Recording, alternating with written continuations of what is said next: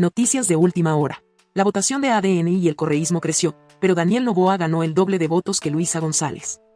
En 2025, la Revolución Ciudadana logró captar 1.1 millones de votos extra, en comparación a la primera vuelta de 2023, mientras que Daniel Noboa consiguió 2.1 millones adicionales. Tanto Revolución Ciudadana como Acción Democrática Nacional lograron incrementar su capital político entre la primera vuelta extraordinaria de 2023 y las votaciones generales del 9 de febrero de 2025. Sus candidatos concentraron el 88.1% de los votos válidos. Los respaldos en las urnas tanto de Daniel Noboa como de Luisa González crecieron, pese a la extrema dispersión partidista en la papeleta presidencial, que contó con un excesivo número de 16 aspirantes a Carondelet. Sin embargo, el capital político del presidente candidato creció en 2.1 millones de votantes. Entre agosto de 2023 y febrero de 2025 pasó de 2.3 a 4.4 millones. Mientras que la representante del correísmo aumentó 1.1 millones. Es decir, subió de 3.3 a 4.3 millones. Para el analista político Simón Pachano, esta votación regresa la mirada a la ficción correísta, anticorreísta, cuando parecía que se la había superado. Pero aclara que, aunque es una votación claramente mayoritaria para los dos movimientos, bajo ningún criterio se puede hablar de un país bipartidista. Y su explicación es sencilla: el presidente Noboa logró captar el voto anticorreísta que existe en diferentes sectores. Mientras que González sumó, al voto duro del correísmo, a aquellas personas que no están de acuerdo con la gestión del actual presidente de la República. Seguimos con las noticias. Inés Manzano ya es ministra titular de Energía y Minas. El presidente Daniel Noboa realizó la designación a través de un decreto ejecutivo. María Cristina Larrea estará como encargada de la cartera de Ambiente. El presidente Daniel Noboa designó a Inés Manzano como ministra titular de Energía y Minas a través del decreto ejecutivo 523, tras 4 meses de estar como encargada. El mandatario emitió luego el decreto ejecutivo 524 para encargar el Ministerio del Ambiente, Agua y Transición Ecológica a María Cristina Recalde Larrea, quien desde el 16 de septiembre del 2024 estuvo como viceministra del Ambiente.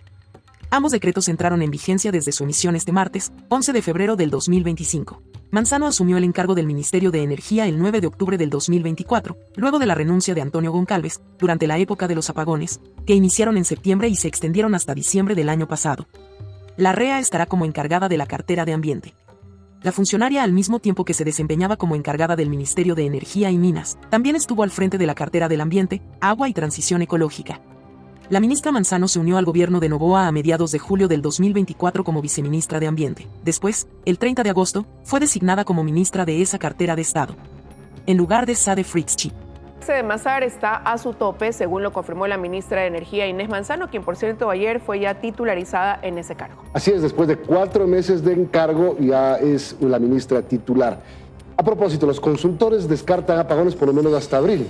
La espera terminó. Cerca de las 8 de la mañana del lunes, el embalse de Mazare llegó a los 2.153 metros sobre el nivel del mar. La ministra de Energía, Inés Manzano, mediante su cuenta de X, informó que para evitar el desborde del agua, se empezará a usar Mazare. Aquí se puede observar que este embalse era utilizado solo a ciertas horas. El viernes 7 de febrero, por ejemplo, operó de 10 a 21 horas. Durante el fin de semana no produjo energía, mientras que durante las últimas 24 horas ha estado operando de forma ininterrumpida. Mientras el caudal se mantenga, es decir, mientras existan las lluvias constantes, como han estado en los últimos días, no vamos a tener ningún problema. Es decir, los apagones están descartados hasta abril, mes en el que suele empezar la época de sequía en el austroecuatoriano. Lo que ocasionaría una reducción en cuanto al embalse o al reservorio de agua que tienen los embalses en las hidroeléctricas. Y es que durante la época de sequía, el caudal o la cantidad de agua que ingresa al embalse es de apenas 20 metros cúbicos, cuando lo óptimo son 100 metros cúbicos. Los consultores energéticos destacan que para evitar los racionamientos eléctricos en abril, Ecuador debería tener una mayor producción de energía térmica. Lo óptimo serían 2.000 megavatios. Actualmente habría 1.300. Seguimos con las noticias. La Comisión Interamericana de Derechos Humanos amplía medidas cautelares para Jorge Glass, ex vicepresidente que cumple sentencias por corrupción. Comisión insta a que se mejoren las condiciones de detención del político. La Comisión Interamericana de Derechos Humanos informa que el lunes, 10 de febrero, adoptó una resolución de seguimiento y ampliación en relación con la situación de Jorge Glass Espinel, ex vicepresidente ecuatoriano que se encuentra cumpliendo condenas de prisión por corrupción. Esta comisión indica que tras la invitación de Ecuador, una delegación realizó una visita al centro penitenciario, el 28 de octubre de 2024, para reunirse con Glass y, posteriormente, mantuvo una reunión interinstitucional con autoridades del Estado. En la resolución, la Comisión Interamericana de Derechos Humanos indica que analizó la continuidad de la situación de riesgo de Jorge Glass tras su detención en abril de 2024. Además, advirtió que su salud mental atraviesa por un estado de especial gravedad pese a las atenciones médicas brindadas. Por tanto, sus condiciones de detención, como los eventos de violencia que se han presentado en el centro penitenciario donde se encuentra actualmente, impactarían en el deterioro de su salud mental e integridad física, indica la Comisión Interamericana de Derechos Humanos en un comunicado. La entidad agrega que en los términos contenidos en el artículo 25 de su reglamento, y frente a los múltiples factores de riesgo advertidos, al tiempo que reconoce los esfuerzos del Estado de Ecuador para dar cumplimiento a la medida cautelar, la Comisión Interamericana decide ampliar la medida cautelar a efecto de que se tome en cuenta el derecho a la salud del señor Glass, tanto salud física como mental. Se insta a que se mejoren las condiciones de detención de Glass, las cuales deben permitir, además del cumplimiento de estándares interamericanos, que los tratamientos médicos de salud física y mental sean los adecuados. Seguimos con las noticias. 2 días después de las elecciones generales, el presidente y candidato Daniel Noboa dio su primera entrevista en la que habló de los resultados de los comicios, justificando por qué no se pronunció ante sus simpatizantes el mismo domingo. Además, el presidente insinuó que en algunas provincias hubo presuntas amenazas de grupos armados para influir en el voto. Primero, han habido muchísimas irregularidades y seguíamos contando, seguíamos revisando en ciertas provincias que habían cosas que no cuadraban. Incluso no cuadraban con el conteo rápido de la OEA, el cual nos ponía con una cifra mayor. Lo que sí, estoy orgulloso y completamente agradecido por un pueblo que se pronunció, un pueblo que le dijo no a la delincuencia, a los grupos narcoterroristas, a la corrupción, a pesar de que en ciertas provincias inclusive votantes recibían amenazas de grupos armados para que voten por la candidata que los representa. Hay decenas y decenas de casos en el cual amenazaban a la gente porque vote por la Revolución Ciudadana. Tenemos la evidencia y eso ahí también hemos hecho impugnaciones, le hemos dado esta información a los observadores de la OEA, le hemos dado la información al CNE. Eso existe. Además, durante la entrevista, el presidente Noboa se refirió al aumento de las muertes violentas en enero. Al ser consultado sobre si habrían apagones en los próximos meses, aseguró que no y resaltó la inversión de $700 millones que ha hecho el gobierno en el sector energético. Pero fue uno de los meses también en que más delincuentes fueron soltados, fueron capturados y soltados, jueces de primer nivel. ¿Y por qué no se van encima de esos jueces?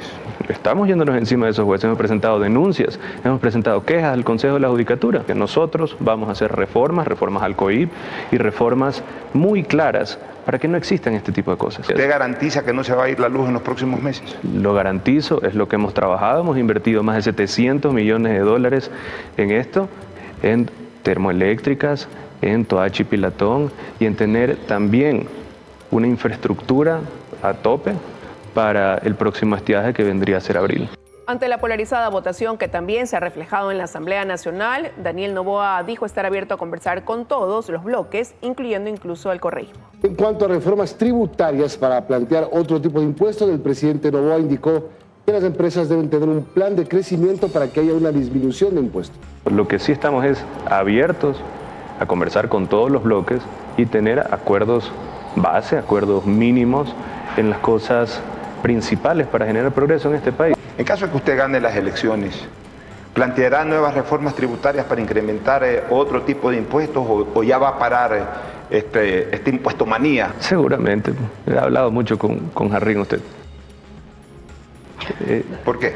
¿Por qué? Porque le estoy explicando. Si es que tendrían un plan de crecimiento y contrataran 100 jóvenes por año por 3 años seguidos, si donaran a la Policía Nacional, al Ministerio de Cultura, al Ministerio de Deporte con proyectos reales, el impuesto a la renta sería menor del 20% para las empresas grandes. Nunca en la historia del Ecuador ha habido tal deducibilidad, pero tienen que de esa manera aprender a trabajar con las reglas del Estado. La misión de observación electoral de la Unión Europea niega haber evidenciado algún elemento que sugiera fraude en estas elecciones. En ello coincide la OEA. Además, la misión de la Unión Europea dice que los comicios fueron transparentes, pero que aún hay retos para la segunda vuelta. Luego de las declaraciones del presidente candidato Daniel Noboa y la candidata Luisa González, en las que denuncian supuestas irregularidades electorales, la misión de observación electoral de la Unión Europea negó haber constatado pruebas objetivas que lo avalen. Nosotros no tenemos ni un solo elemento objetivo que indique que ha habido cualquier tipo de fraude. En ello coincide la misión de observación electoral de la OEA en Ecuador, que asegura que no ha identificado ni recibido indicios de irregularidades que puedan alterar los resultados de la elección. De hecho, la misión de la Unión Europea asegura haber presenciado unas elecciones transparentes, pacíficas y sin mayor novedad, pese al contexto que se vive en Ecuador. Han organizado el proceso electoral con transparencia y de manera profesional, acallando de alguna manera, y yo quiero destacarlo, esos temores que nos hicieron llegar sobre que podía haber apagones o que había muchos otros riesgos. El proceso electoral se ha desarrollado con una relativa normalidad. Pese al balance positivo, la misión de observación electoral identificó algunos retos pendientes a superar en la segunda vuelta y próximos comicios. La misión ha constatado grandes disparidades de recursos entre partidos políticos en las redes. Un punto que nos ha llamado la atención es la falta de sanciones en el caso del incumplimiento de la obligación de presentar los ingresos y los gastos de la campaña electoral. La decisión del presidente de no solicitar la licencia ha generado un gran debate durante toda la campaña. Una confusión de planos entre las actividades de gobierno y de campaña electoral. Adolecen de una regulación más efectiva para evitar la desinformación. La misión de observación electoral de la Unión Europea se desplegó en 23 provincias del Ecuador para estos comicios y también observará la segunda vuelta de elección presidencial. 2 meses después de esto, publicará su informe con recomendaciones para la reforma electoral. 2 de los candidatos de los 14 presidenciables que alcanzaron menos del 1% expresan su apoyo en la segunda vuelta. Esto mientras que organizaciones políticas toman distancias de los binomios que auspiciaron a la hora de definir respaldos. Tras la culminación de la primera vuelta, las separaciones entre excandidatos presidenciales y las organizaciones políticas auspiciantes son cada vez más frecuentes y con ello también han salido a la luz posiciones que ahora van en vía contraria, sobre todo cuando se trata de definir a quién van a apoyar en el balotaje. Tal es el caso del movimiento Suma y su excandidato presidencial, quien dijo no estar de acuerdo con ninguna de las dos opciones, sin embargo, analizará el panorama. Personal, yo lo que digo, y es un poco lo que hemos repetido, no estoy de acuerdo con ninguna de las dos posturas. Creo que el país ha elegido y en este momento más bien eso se respeta y a partir de ahora la invitación es a que busquen la mejor propuesta para el país. No obstante, la organización política sí se pronunció y afirmó que respaldará al candidato Daniel Noboa, pese a que uno de sus máximos dirigentes, como Guillermo Celi, cuestionó la decisión y pidió coherencia. Un panorama similar se evidenció con la tienda política de Izquierda Democrática, que en este comunicado indicó que no apoyarán a ninguno de los binomios. No obstante, Carlos Rabascal, su expresidenciable, anunció que acompañará a Luisa González en esta segunda vuelta. Por otro lado, también se encuentra el movimiento Avanza, quien agradeció a Luis Felipe Tillería, pero señaló que por ahora analizarán el proceso electoral para tomar una decisión clara sobre la segunda vuelta, mientras que el expresidenciable detalló condiciones y líneas rojas para alinearse en el balotaje. Que me diga cuál de los dos quiere bajar las tasas de interés, tener 400 bancos para que las tasas de interés bajen del 25% al 3%. ¿Quién de los dos querría devolverle Petroecuador a la gente? ¿Quién de los dos tiene en su modelo económico una libertad de mercado que no suba aranceles a ningún país, sino que más bien abrace las ideas de la libertad? En el caso de Creo Lista 21, Francesco Tabacchi dijo estar dispuesto a sumarse a toda alianza que proponga mejores oportunidades para el país. Y nuevamente llamar a la unidad. Creo que lo que nosotros tenemos que hacer, lo que voy a hacer y yo, Francesco Tabacchi, y estoy seguro que el movimiento Creo también, es apoyar a quien gane.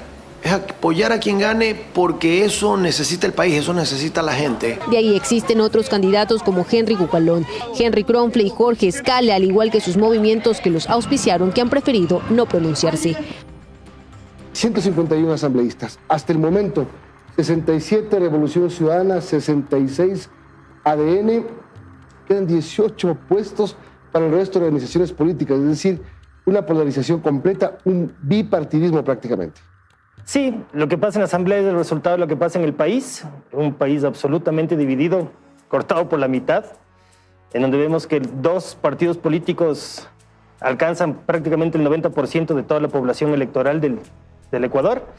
Es un reto importantísimo lo que va a pasar ahora en la Asamblea Nacional. Creo que todo va a empezar, digamos, la primera complicación va a ser justamente saber quién va a ser el presidente de la Asamblea Nacional. Y para esto yo veo que pueden haber 2 escenarios posibles. El primer escenario posible puede ser que efectivamente el bloque de asambleístas del gobierno electo, digamos, tenga la primera posibilidad, en el sentido de que uno cuando tiene poder, en teoría es más atractivo, es mucho más sexy, tiene la llega con un posibilidad, poquito de ventaja, digamos. y tiene la posibilidad de tener un margen de maniobra un poquito más amplio, ¿no es cierto? Entonces, esa es una posibilidad que yo veo que se puede llegar a dilucidar el día 14 de mayo. Y la otra es, si es que la oposición, que estaría marcada principalmente por el otro bloque grande, ¿no es cierto?, el que no llega a optar por el poder, puede llegar a ofrecer a los grupos minoritarios, por ejemplo, la presidencia de la Asamblea, con lo cual podría llegar a complicar al bloque del gobierno electo, ¿no es cierto? Cuando hablamos de bloque grande no hablamos de bloque mayoritario, hablamos de otra vez una primera minoría. Y en este caso vamos a tener dos primeras minorías. Sea quien sea, hay dos bloques grandes pero que no llegan a tener todo. Van a necesitarse entre ellos y del poquito grupo que queda. Yo creo que no, le veo bastante improbable que se busquen entre ellos. Me parece que lo que van efectivamente a buscar es de estos 18 que están prácticamente sueltos. Pueden buscar sacarse posiblemente los unos a los otros. Va a ser más fácil sacarse, digamos, traerse a los que están sueltos, a estos 18, ¿no es cierto? Si es que el uno, en teoría, le faltarían 9 y al otro le faltarían alrededor de 10, lo lógico y natural sería que se empiecen a buscar entre ellos. Pero ¿cuál es la complicación en esto? Más allá de que evidentemente, como tú dices, no existe esta mayoría absoluta. Pero ¿qué pasa con la mayoría calificada? Yo creo que ese es el problema.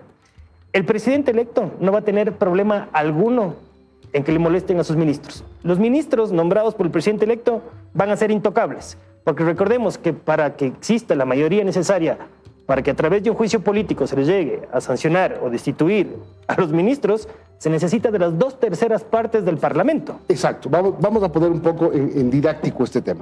La mayoría absoluta es la mitad más uno. En este caso, la nueva mayoría absoluta va a ser de 77, porque 76, resulta extraño 75 puntos, algo, cómo divides por partes de la mitad a un asambleísta. Ya. Y la mayoría calificada, que son las 2/3 partes, va a ser de 102. Sí, 101, 102. Es decir, ninguno de los dos mayoritarios, aunque sea el uno con 67 y el otro con 66, va a tener como tener solo per se una mayoría absoluta, menos una calificada. Menos una calificada. Entonces hay que analizar cuáles son los requisitos o cuáles son las acciones que determinan la Constitución y la ley para que el Parlamento llegue a aprobar con mayoría calificada, es decir, las 2/3 partes del Parlamento, algunos temas, entre ellos está juicio político al presidente o vicepresidente de la República, juicio político a los ministros de Estado, a los miembros de la función electoral, ojo, tampoco, ellos van a ser intocables, y los del Consejo de la Judicatura. Las otras autoridades, y no sé cuál fue, digamos, el análisis que hizo el legislador en ese momento, necesitan únicamente de la mayoría absoluta, como es el caso de la fiscal general, por ejemplo, como es el caso del procurador general del Estado, de las superintendencias, etcétera. Pero además está también el análisis, está en análisis el hecho de que, por ejemplo, la muerte cruzada, mal llamada muerte cruzada, que es la destitución por parte del Parlamento hacia el presidente, es imposible que opere. Se necesitan igual de las 2/3 partes. La destitución a los mismos asambleístas, que se hizo una reforma en el 2020, que se subió de mayoría absoluta a mayoría calificada, tampoco va a operar. Entonces sí creo que es importante saber cuál va a ser la nueva dinámica de esta asamblea que se va a sentar el día 14 de mayo. Es que van a necesitarse, por lo menos para el tema de la mayoría calificada, los unos de los otros, y lo digo en serio, porque digamos que 67 va a tener Revolución Ciudadana. Para llegar a los 102 le van a faltar, porque digamos que tiene a los 9 de Pachacutiga, a los 4 de los cristianos, a los 4 movimientos y aún construye, llega a 85. O sea, para una votación de mayoría calificada, si la RC no vota con ADN o al revés, no llegan. No llegan, y por eso te digo, yo veo que es muy probable el escenario de que eso llegue a pasar. Por ejemplo, hay un tema importante, las enmiendas constitucionales, ¿no es cierto?, se aprueban en el Parlamento con las 2/3 partes. Habrá que ver si es que existen procedimientos ya de enmienda presentados para ver qué es lo que va a pasar con eso.